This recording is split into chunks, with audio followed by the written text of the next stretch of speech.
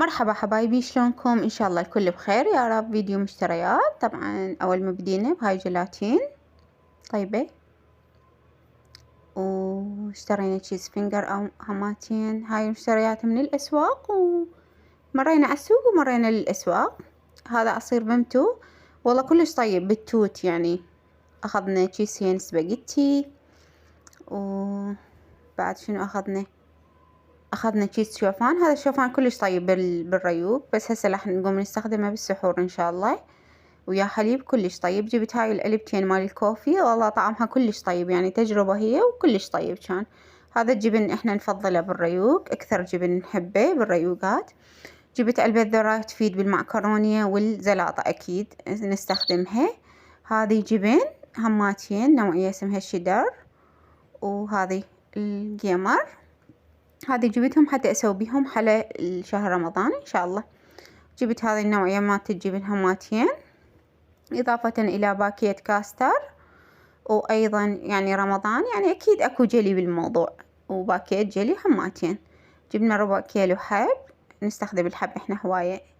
هذه نكهة ملح وخل وبهارات تشريب. البهارات انا اجيب كميات كلش قليلة، لان حتى دائما نجددها مثل ما نقول. قونية شكر. جبت حليب مدهش، احنا اكثر شي نستخدم مدهش، يعني بالحلويات نشربه الصبح. هذه نكهة جوز هند تستخدم بالحلويات وبالكيك. باكيت كريم كراميل، طبعا جبت 3 باكيتات كريم كراميل. عصير بمتو نحبه. وايضا هاي الصواني كلش دارجة، صينية بيها صلاحية و4 قلاصات، كلش شكلها حلو وكلش حلوة، يعني على سفرة رمضان كلش راح تفيد.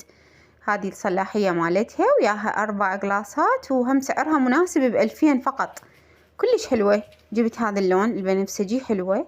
وايضا جبت طاوة صغيرة حلوة، يعني تقريبا قياسها 18، هم سعرها حلو مناسب. واكيد هنا ورقار يفيد، ما عندي اصلا اني مخلصة ورقار. نومي بصرة مطحون، وايضا كركم، واكثر شي بهارات دارسين، فلفل اسود، بعد شنو سماق. يعني شهر رمضان ان شاء الله يا رب يعود علينا وعليكم بالخير والبركة. برياني. وجبت هذه الاثنين تفيد للمجرات، كلش مهمة. اتمنى عجبكم الفيديو، لا تنسوني باللايك والتعليق الحلو.